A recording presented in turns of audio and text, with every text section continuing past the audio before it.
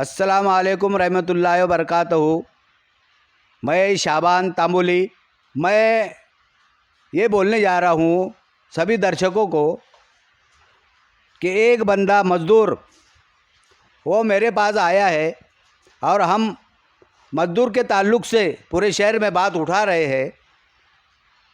तो बंदे की जो तकलीफ़ है मज़दूर की, सेठ लोगों ने उसके ऊपर क्या जुल्म किया है, वो मेरे पास पूरी शिकायत बताने आए हैं। तो वो शिकायत मैं आपके सब दर्शकों के सामने रखता हूँ और पूरे शहर के मज़दूर लोगों ने ये सोचना चाहिए कि जो भी सेठ तुम्हारे ऊपर जुल्म करता है तो उसने सब मज़दूरों ने एक अर्जी लिख के अपने को वो लेबर ऑफिसर के ऑफिस में देना है। बासी के दिन 2 अप्रैल को। तो अभी मैं ये मज़दूर भाई से मुलाकात कर रहा हूँ, उनकी ज़बानी ले रहा हूँ कि उनको क्या क्या तकलीफ़ हुई है। क्या भाई, क्या नाम है भाई आपका? असीर अहमद। असीर अहमद। हाँ, क्या क्या क्या तकलीफ़ है आपको?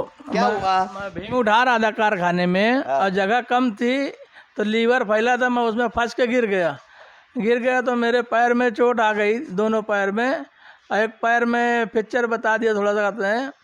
तो सेठ के पास मैं गया, मौला देख ऐसे ऐसी बात है, ऐसे हुआ, तो एक काम कर, MIR निकालने का आधा पैसा तो कुछ दे दे, कुछ मैं मिला के करवा लेता। तो वो बोले नहीं मैं कुछ नहीं कर पाऊँगा, मैं कुछ नहीं करूँगा, बाद में क्या कहा था, तो अभी कर लो, बाद में देखूँगा। तो नहीं, मैं बोला नहीं कर पाएंगे, बोला नहीं। तो मैं चला गया। उसके बाद MIR कराया, फिर अभी अगर मतलब होगा सही हो जाएगा, लेकिन 5 महीना अभी भी पैर सही नहीं हुआ। उसको मैं अभी फिर फ़ोन लगा, बोले यार त्यौहार है, एक काम कर, तो मेरे कुछ दे देगा। कहते मैं 5 महीने से बैठा हूँ, अभी कुछ काम धंधा है नहीं। तो बोले नहीं मैं कुछ नहीं करूँगा, बोले 4000 लगा दिया मैं क्या दवा खाने। बोला चुप्पे झूठ मत बोल गया, कहते हैं बोला 1500 लगाया, 2 बार दवा खाना खाली ले गया था। तो बोले मैं 4 लगा दे, बोले मैं कुछ करूँगा नहीं, बोले मैं कंप्लेन कर दूँगा।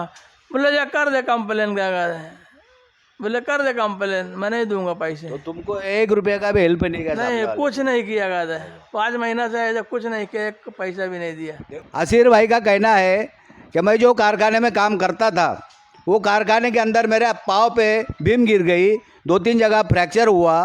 वो सामने वाले कारखाने वाले ने उनको 1 रुपये की हेल्प नहीं की, उल्टा उनके ऊपर प्रेशर डाल के बोल रहे कि तुमको जो करना है, कंप्लेन करना है, जो करना है वो करो, मैं 1 रुपया नहीं दूंगा। और सामने वाला 5 महीने से घर में पड़ा है, उसके घर खर्चे का प्रॉब्लम बहुत टेढ़ा हो चुका है।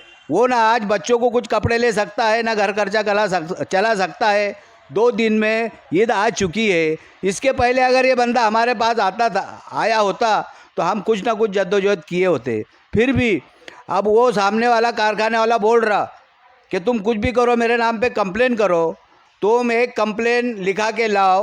ये कंप्लेन बासी के दिन तारीख 2 अप्रैल को मजदूर लोगों की मीटिंग होने वाली है।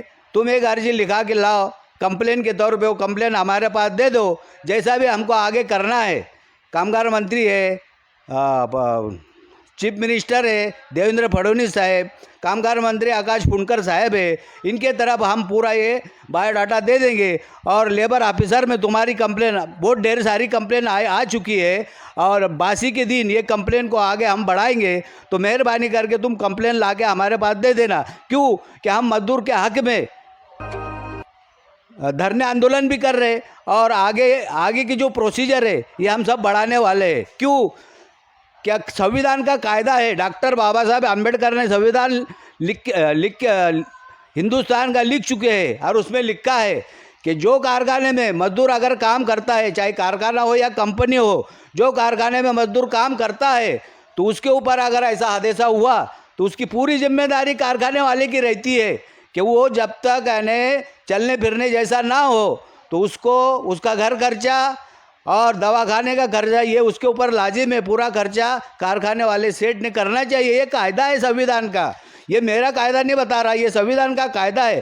तो सेठ लोगों ने ऐसा जुल्म कोई मजदूर के ऊपर करना नहीं चाहिए। क्यों कि अपने को दुनिया भी देखना है और आखिरत भी देखना है। ये सोच के आप अपना कारखाना चलाया करो और मजदूर का हक ना छीनो और उनका हक ना मारो। इतना कह के 15-20 हज़ार रुपये में खर्चा कर चुका। और सामने वाले ने खुद का प्राइवेट 15-20 हज़ार रुपये खर्चा करके और सामने वाले को वो बोल रहा कि मैं 1 रुपया नहीं दूंगा, तेरे को जो करना है कर, कंप्लेन कर, कुछ भी कर। यानी इसको ज़्यादती बोलते हैं। ये ज़्यादती अच्छी चीज़ नहीं है। हॉस्पिटल में इलाज चालू है, अभी भी चालू है इलाज। दवा चालू है सर। चलो ठीक है, आगे हम इसकी प्रोसीजर बढ़ाएंगे इंशाल्लाह।